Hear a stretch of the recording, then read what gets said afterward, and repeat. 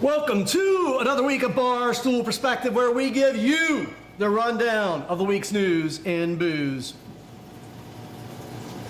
Was that You're on. Was that it for the intro? Mike, the latest TikTok trend is taking over our wine glasses this summer. I'm talking about Savvy B mixed with jalapenos, fresh cut in the glass. Little jalapeno in your white wine? Yeah. And actually, Specifically, Savvy B. Savvy B, Sauvignon Blanc. it's a largely tasteless beverage. It's sort of the Mick Ultra of wine. Yeah. So that little, of all the dumb things that happen on TikTok, that one doesn't offend me that much. Mike, I know that you are a big fan of TikTok trends and generally trying. I try to the live my latest. life by them, Brett. I've noticed. So this trend being the case, are you inclined to order a glass of jalapenos with white wine dumped on top? Brett, do I look like a pussy? No, I'm not going to drink Sauvignon Blanc, whatever you do to it, but I have respect trying to give a Sauvignon Blanc flavor. Mike, if I would have said yes, and subsequently you would have done a spit take, is that a squirt? No, that's a different episode, Brett. All right, moving on. Ozempic has cut down on drinking in users by 66%. It's long been reported that Ozempic does, in fact, curb alcohol cravings, but we're finally starting to put some numbers to the exact amount of alcohol intake it reduces you by, and it's around 2/3. 66% of users, 60%. or 66% decrease across users of Ozempic. That's what it is. If you're using Ozempic, you will see about a 2/3 reduction in the amount of alcohol intake you have. I've mentioned this before, but this is not shtick. I was on Ozempic for a little bit because I'm diabetic, and also because of this. Like, I thought, man, Ozempic might make me drink less, and really, that would be good for me.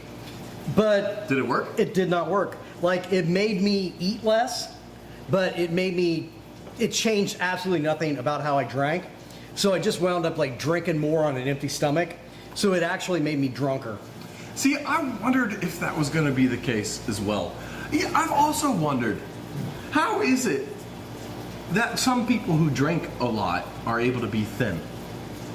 Yeah, I mean, I'd lose this gut if I quit drinking beers. Yeah, it's the only thing that's keeping me round is the alcohol consumption. But anyway, that's neither here nor there. Speaking of reducing risk and cutting back on alcohol consumption, a new study from the University of Colorado has now proven what we've all known, that if you do a little bit of puff puff before your glug glug, you're inclined to drink less as well. I believe that. That works for me sometimes it doesn't. Well, the study specifically only calls out heavy drinkers. If you are a moderate drinker or a light drinker, having a puff puff before you do a glug glug, you still are going to have 1 or 2 beers. But if you're going to drink 15, if you get high first, you might not drink 15, you might only drink 5. I find it works best, like if I'm drinking yellow beers. It's most dangerous when I'm drinking like wine. Because I get stoned, I get the munchies, and then wine, I'm not drinking more of it to get drunk, just that it's tasty and I'm stoned. Yeah. So I find goes out that to quick. be dangerous, I can see that. Bar Rescue host John Taffer has said, listen, Mike, I know that we might personally not like his on-screen persona, but given the choice, would you not take that job in a heartbeat? Absolutely. 100%. I'll be the next John Taffer, and I will out-dick John Taffer. I'll just scream at busboys and shit. I'll just yell at people in the parking lot. What does John Taffer say, Brett? I forgot. I can't stop picturing you taking shits on busboys at this point. Let me look at my notes. Yes, he's claiming that cannabis is killing the alcohol industry. Oh, bullshit. I mean, it may be reducing some degree of alcohol consumption, but we've talked about this all the time. Yeah. For one thing, they're different drugs. Some of us enjoy, all the drugs, but some people are stoners, some people are drinkers. It's not, cannabis is not killing the alcohol industry. It may be reducing some amount of alcohol consumption. I mean, it has an impact, I have no doubt. But what's the basis for this? He became irrelevant. He needed to say something stupid. Yeah, that's a nice synopsis. He probably knows. I mean, he probably knows. It's what it is. He's just trying to drum up get my name in the press. Yes. Because if you look at the states where it is legal to sell it across the bar, bars and restaurants are just incorporating cannabis as a part of the culture, which is great. That's what we should all be pushing for. I would love to be able to go out and choose between cannabis or alcohol, or neither. Yeah. Anyway, here's the thing that irritates me about Bar Rescue. what's Have you that? ever known people that have been on it? Yeah, that bar on the west side in Chevy. There's was on it. there's several in Greater Cincinnati. Like, I've talked to people that have been on that show. And the thing I hate about that show, like, I watch it sometimes because Taffer does know things, and the show I think would be really good, but for the superfluous dickishness. And when you talk to people that have been on the show, they say that all of that is edited so heavily, and it's very intentional. But like, a lot of them say he's actually a really pretty nice guy. Probably is. And I think even there's, the shtick is to the point where it's sort of, okay, Brett, I'm sorry, but I'm gonna get in your face and scream at you and act like a dick right now. And I would like the show a lot better if it just didn't do that. Hey, listen, I'm going to give you this really crappy bottle of alcohol that I'm going to intentionally water down, and then I want to yell at you for selling water drinks. Yeah. Yeah, I can see that being almost entirely fake. Yeah. The roaches are real, but Maybe they aren't. Who knows? India and the UK have reached a historic trade agreement to lower the tariffs on alcohol exported from the UK and imported into India. Specifically, Scotch and gin are hoping to have some success as tariffs are reduced from 170% down to about 40% over the next 3 years. I think this is a really good example of what's old is new again. I mean, haven't the UK been exporting shit to India that they may or may not want for a long time now? Yeah, soldiers and whatnot. And fakely named IPAs? It is such an ironic thing that Indian beer is just bad rice pilsner, and India Pale Ale is made in England. Yeah. And same with Russian Imperial Stouts and everything else. And New England IPAs don't generally come from New England anymore. Speaking They of started there, at least. tariffs, we got a couple more tariff stories for you. Thank God. The U.S. and the UK have reached a historic trade agreement that's going to reset the trade economies between our two countries like no other agreement in the history of trade agreements that our countries have ever seen in the history of trade. I'm getting so tired of winning, Brett. I know, it's hard being the best. What? These tariffs are still, they're more than before, right? It's more than before, and here's the issue. The UK isn't seeing any benefit from an alcohol standpoint from these new tariffs from the trade agreement. They're still going to get a blanket 10% tariff on all imports into the United States for alcohol from the UK. So that means Scotch, that means good gins, that means all of the British beers, all that stuff is going to have a 10% inflation on it. We as Americans have won because we just get to pay more for the same products. Yes. On the reverse side, the U.S., though, can actually send alcohol to the U.K. with 0% tariffs. And this largely stems from the fact that we were pushing more of the fuel ethanol than anything. And it just happened to be that the Brits were like, fine, you can have 0% on alcohol, but we didn't return the favor. So I don't know what that means for anything. It just kind of seems shitty. I like Scotch, and I don't like paying a lot for it. So I don't drink Scotch very often as a result. But returning the favor means we pay more. Yes. I mean, it's Yes. fantastic. Well, speaking of paying more, EU wineries have almost unilaterally said, go F yourself to U.S. importers this time around. Now, if you remember 2019, I don't. Seems like a lifetime ago, the first time Trump was president, we instituted some tariffs, 25% to be exact, on French and European wines. And as a result, those companies were like, look, America's going to pull their heads out of their asses. I think they're going to learn from this. We're going to work with you. We're going to co-op some of this tariff pay, and generally, as a U.S. importer, we're not going to try to increase your prices too much, and we're both going to take a little bit of a loss, but we'll come through stronger and better partnership. So they were taking part of the financial hit. Exactly. This time around, they're basically saying, go after yourself. We ain't paying shit. Have fun paying more for our wine. Ever hear of this place called India? Well, and this is really interesting, though, because this also comes right off the heels of the EU having a historic vote to approve $5.6 billion worth of financial aid specifically to French cognac, brandy, and wine producers to export specifically to America. Now, we only buy about $3.5 billion worth of French wines and spirits in any given year. So the EU has basically approved 1.5 years worth of product to get shipped into America immediately to try to save their wine producers and their spirit producers, which means that we're going to be sitting on bloated inventories for a while, but you might be shielded from price increases for a year and a half or so. All right. Now, if you're a big French and the wine war drinker, will have started by then. So yeah, so it won't really matter. Yeah. But if you're a French wine drinker and you see your prices go up before that year and a half time frame, you know you're basically just getting screwed and overpaying, and the tariffs are just being used as an excuse in order to bilk you out of more money. You know that you're probably buying it at Kroger,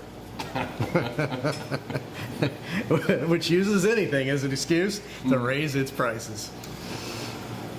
Anheuser-Busch InBev has announced that in support of Trump's Made in America theme that he's been going with this first 120 days, they are going to invest $300 million in plant improvements, including building a new plant in Columbus, Ohio, to make more Anheuser-Busch products. They definitely didn't have this in the works ahead of time and are using the modern politics to spin it. They definitely decided within the last 30 days to do that, right? Do they make any Anheuser-Busch that's distributed domestically? Do they make it anywhere foreign? I don't think they do. I don't think they do. Yeah, I think this is just this is doing things that they were going to do, but using it to crank off the supreme leader. That's exactly what's happening. Curry favor. They are doing what they already planned to do, but now they're just going to give a little reach around in addition to screwing people out of jobs and cutting costs and cutting corners and implementing more AI and robots and anything they can to reduce the cost of their product because they're selling less, but they still want to make more money than ever. I don't know. If you buy Anheuser-Busch at this point in time, you're a dick. Yeah, you're an American scab. And another example of prohibition not working, Mike, I bet you can name probably 5 off the top of your head. I won't make you do it right now, though. Kenya is seeing 60% of all its alcohol being made and sold illicitly, which you could probably guess is because taxes are way too effing high. Yeah. They are prohibitively high. They are so high that it's cheaper to buy illegal alcohol. And guess what? People are still buying alcohol. And now just dying from illegal alcohol. Yep. I don't know. Do you want to give us the abbreviated prohibition doesn't work rant? No. I mean, prohibition doesn't work. Prohibition doesn't work. It's never worked. It always just results in more irresponsible behavior and people dying. Mike, is it true that loose women drink more alcohol? I hope so. Well, from the 1950s, this is what I'm told is true. And what I've seen recently is that more women are drinking alcohol than ever. Yes. So to be clear, you are being, shall I say, ironically misogynistic. Yes, thank you. In your phraseology there. Yes. Yeah, women are drinking more. They're crediting a lot. In fact, to that shift, in lifestyle changes and cultural changes. So women are having less kids, they're having kids later, they're getting married later. A higher percentage of women are college educated, and they're making more money in the workplace. So it's really got me thinking that it's not necessarily gender reasons why men drink more, it's breadwinner reasons why we drink more. And more women are becoming the predominant breadwinners in our country, and as a result, they're drinking more.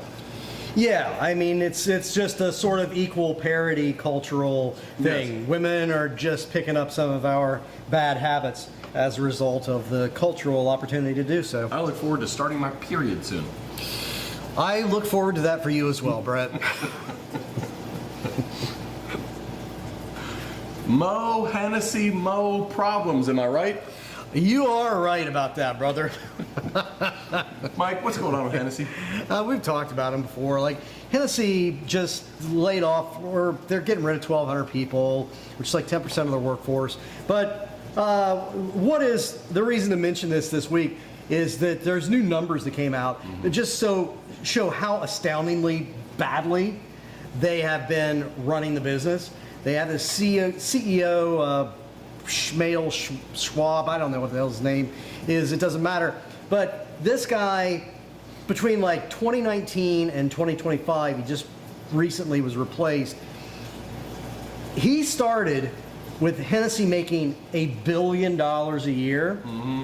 He is leaving with Hennessy losing $1.5 billion a year.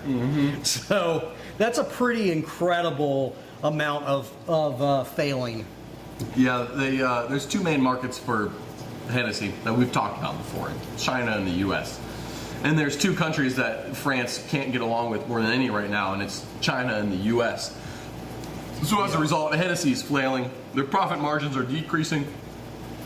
Their operating profit margins, that is. So that's their high level, not their net, not the end of the day. Their end of the day is negative. But they're basically hemorrhaging money right now, and there's no end in sight. They fired 17% of their workforce. They're looking at probably doing more.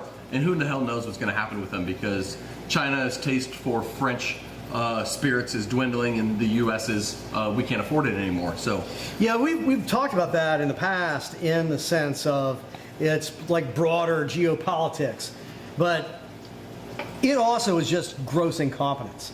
Before they needed to, they were doing really well for a period, so they jacked up prices by double digits.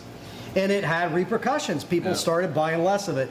And when they started losing money, they went on a buying spree to like pick up other luxury brands. They bought like part of Jay-Z's champagne company, which I didn't know existed, but so they've done a lot of stupid stuff. Chat's really destroying Hennessy right now. Yeah. Logan Life says nobody brings Hennessy to the ball court or dice game anymore. And that's true. Yes. Even LeBron James can't save Hennessy because he did that collaboration with him recently. Now, I know you guys jest, but what's interesting is that, and we've talked about this before, but Hennessy during the 60s and 70s was one of the only companies that was specifically marketing towards black people in America. And as a result, black people are some of the most loyal consumer spenders of any subgroup in America. If they like your brand, they stick loyal to your brand. And as a result, Hennessy had a long period of boom in America when otherwise cognac was, not favorable. And probably priced out that demographic. Yes, and so you joke about that, but there's truth in it. And that's a huge GD deal for them. They did price out that demographic. They have lost their way. They got swept up in this whole premiumization horseshit of the Casamigos trend that started in the last 15 years. And as a result, they're staring off the edge of a cliff. And they're waiting for LeBron James to push them. Do it, King James. Speaking of kings, Warren Buffett knows more than us. No shit. Mike, can you tell us what's I also going on? drive an old truck, though. I mean... Mike, tell us what's going on with Buffett's investments and how they don't align with ours. We have talked about the fact that Buffett picked up a bunch of Constellation brands recently. Constellation makes Corona and Modelo, and it didn't really seem to make a lot of sense to us. He has just doubled down on that. So Berkshire has doubled its holdings of Constellation Brands, Yeah. which So- should bode well for Constellation for some reason, but I'm not exactly sure what or why. Yeah, I don't get it either, but they clearly see something we don't in the opportunity post-tariff world that's going to benefit Modelo and all those, Corona and everything else. Now, on the inverse, he's not been investing in Tilray. He has not. He definitely sees something in Constellation that we don't, and we definitely saw something in Tilray that Warren Buffett did not. And there's a reason that one of the three of us is rich and the other two is not. Tilray, when we were saying that we thought it was a really good buy, was selling for about $1.60 a share, which was cheap because 5 years ago it was 30 some dollars a share, and we won't go through it, but there's a lot of reasons we believe in Tilray brand and the potential of it, but it is now down to 45 cents a share. It's plummeted and it's facing delisting, and I'm facing complete economic failure. Yeah.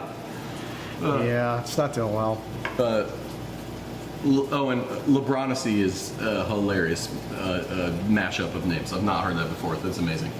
All right, bad news for rum. Mike, what's going on in Cuba? Because it seems like there's some shit going down with the sugar production. Pirates? Pirates, they're back. No, it's not pirates. It's communism.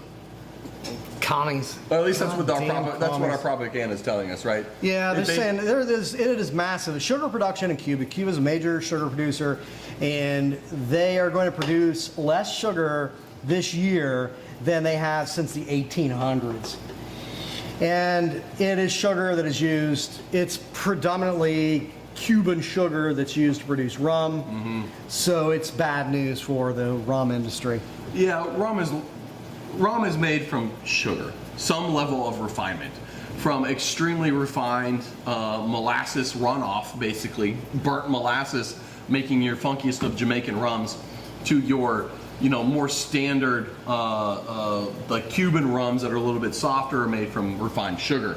Where your Brazilian cachaça, or however you say it, is made from actually just cane sugar juice, so it's a little bit grassy in that regards. The level of that rum is all derived from sugar, though. You can't have rum without sugar.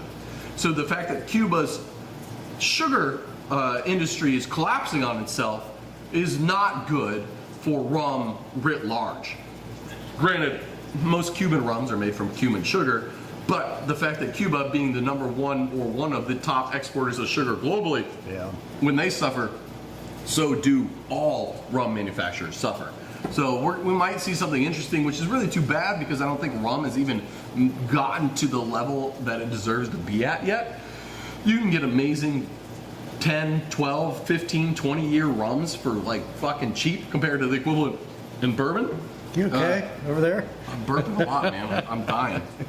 I'm not 100% today, Mike. I'm not saying like physically, I'm not like hungover or nothing, but like I'm just mentally, I don't know. Some days it's like that. I'm just beat down today. Yeah. Beat.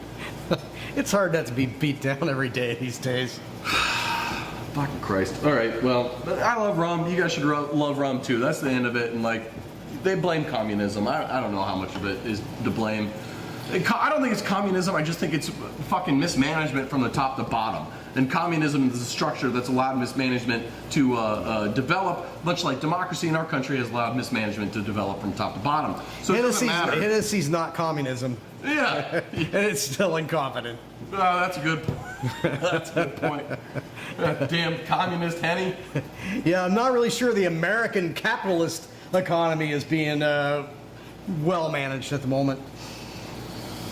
All right, convenience stores, they drive booze sales. Yeah.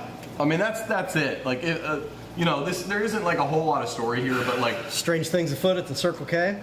45% of alcohol sales are through convenience stores. That's nuts. It's a lot. It's a lot. Wow. Holy God. So you might think to yourself, like, who the hell is buying Buzzballs? And which is a huge multi-million-dollar, approaching billion-dollar brand, if it's not already there. Sam Adams, Boston Beer, billion-dollar company. Like they're not at every independent craft beer store.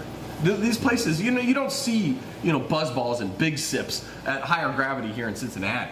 But they're selling way more than every single item in Higher Gravity. Buzz balls sells more than. I guarantee, combined, they sell more than all the stuff in Higher Gravity.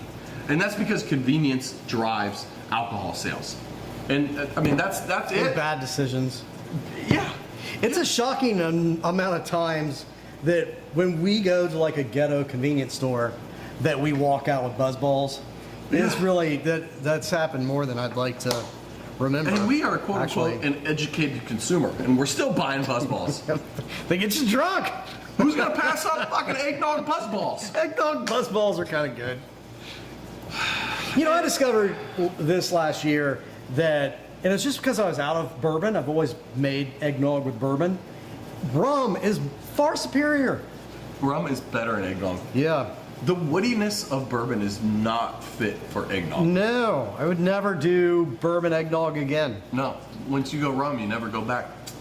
Gallo is doing things to the water supply in California. Pissing in it? They're filling it with fertilizers and nitrates, and they're making it real bad, according to the state.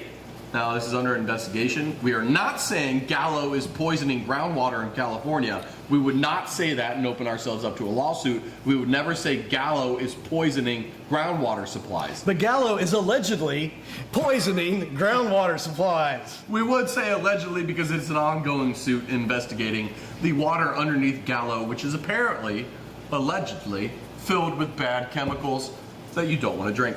There's an official in California in this area that in 2015, she's saying the same things now in 2025. In 2015, she was saying that Gallo had been poisoning the water in Fresno for 60 plus years at that point. So wow. This is really ongoing. They were, as a matter of fact, fined like $375,000 for dumping a bunch of wastewater into a river lately. Wow. What they've been doing, so I don't understand winemaking, but they're using a lot of water in the process of like crushing and processing the grapes. Sure. And so that water, after it's been used for this process of grape processing, that's a lot of use of the word process, then that's the wastewater we're talking about. And it doesn't sound like, that's a terrible thing. It's water that's been on grapes. But the water has massive amounts of nitrates in it. And also it picks up a lot of particulate matter from like grape skins. What you need to understand about grapes grown by Gallo is that they're not grown biodynamically. They're not organic. That's shocking. They are sprayed to holy hell with fertilizers and pesticides and fungicides and herbicides and any other side you can think of. They are blasting those things. So it's that garbage that's being rinsed off of them. Exactly. That's the issue. Yeah. I do take offense to these government officials getting all pissy about fucking organic waste getting put on top of organic waste. Like, okay, grape skins are getting dumped into a field. Who gives a flying F? You know what dumps loads of fucking goddamn organic material onto the ground every year? Trees! Trees, motherfucker! Leaves! Leaves turn brown and fall down. And you know what doesn't get sued? Fucking trees! Fuck you, Cincinnati, you dicks! Fucking, it's grain, goddammit! I get shit on that. I get shit from the city, really it's the county, all the fucking time for that bullshit. It pisses me off. A little bit of grain going down into the fucking sewer is fine, you assholes. Fuck me. You know where it goes? It goes in the fucking storm sewer. You know what goes in the fucking storm sewer? All the leaves from all the fucking trees all over the fucking county, you pricks. Fuck. The chemicals, I get, but fucking organic matter, fuck you. City pricks. Fucking wastewater assholes. God damn it, I'm pissed now. I'm fucking pissed. For the record, I just want to differentiate myself from Brett on this. God damn it, I'm so mad. I gotta spend so much money the next 2 years because these fucking pricks. Fuck. I'm sorry that we hit this sore spot. God, I haven't thought about it all day. And now I'm more fucking mad. Oh. I went to the Gallo Winery once.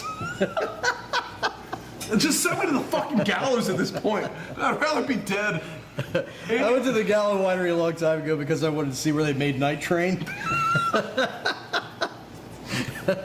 And it was just as spectacular of a piece of architecture as you would expect a place that makes night train wine. Concrete hole in the ground. Yeah, I smoked a joint out front. All right. Mike, last story of the day. Thanks, Dan. Nice cold beverage. Mike, there's an antitrust suit that was settled. It's extremely confusing. Can you try to tell us what's going on with Provi? Yeah, it's a bit confusing to me, but Provi's this company I've never heard of. But what they're doing seems to be kind of cool. They connect small batch and craft like distilleries and beer producers with retailers or small distributorships. And then depending, they will sometimes sell directly. They'll facilitate the sales directly to retailers, but a lot of times they need wholesalers to fulfill. It's basically an online mail order catalog. Yeah, it's sort of a dating service for booze, really. So retailers pull up Provi, they look at all the possible wines they could get, and then they place an order, and Provi connects them with the wholesaler, i.e. distributor, to make the final sale. Yeah, although sometimes they are facilitating sales directly to the retailers. Okay. And that includes a lot of major retail chains. That probably is where things get a little bit upset in the apple cart. That's where you upset the apple cart, because as it turns out, there are two distributorships, two wholesalers in the country. One of them is Southern Glazer, and the other is Republic something. Republic National Distributing Company, RNDC. Yeah. So there's like 34 states where those two combined represent more than 50% of the wholesale market. And there's 10 states where they represent over 80% of the wholesale market. So these two companies decided that Provi was pissing them off because they were cutting into encroaching in their business by some amount. And so they decided to freeze Provi out. And it cost Provi a bunch of money. So Provi sued them for antitrust, and they have just settled the lawsuit, and people are saying that this is good. This is really good news for a lot of craft and small-scale distributors and brewers and wineries, because Provi really is an answer to helping little people without a lot of big money distribution networks connect directly to retailers and expand their footprint. Now, the issue being, I totally get it. I love it. Less distributor consolidation is better for small producers. It's better for small distributors. The problem here, though, that could potentially come from this is if Provi gets too big, now all of a sudden they are the ones that can control the market and shut out the little guy. Yeah. You pay me a fee to be on my platform. If you're a brand, you pay me a fee to get to fill full orders if you're a distributor, and all of a sudden now we're in a new greasy situation, but with a different roller rather than the old guard. So this is a good win currently. Yeah. It could potentially get bad. I hope it doesn't. We say it a lot. Really, at the end of the day, if you want to help small business in America, and it doesn't seem that anybody does want to do that, but if you do, antitrust lawsuits are the way to do it. Actually enforce the antitrust laws that we have. That is really the key. I mean, Amazon should not exist in the way that Amazon exists. Nor should Google, nor a lot of these other companies. Meta, any of them. No distributor, no two distributors should be able to control Microsoft. over 80% of an entire state's market.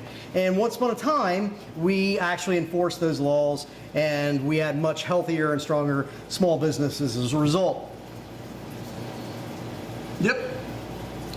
So, in the end of the day, I think it all boils down to fuck Hamilton County. Amen to that, Mike. We love you people. Have a good week. Cheers.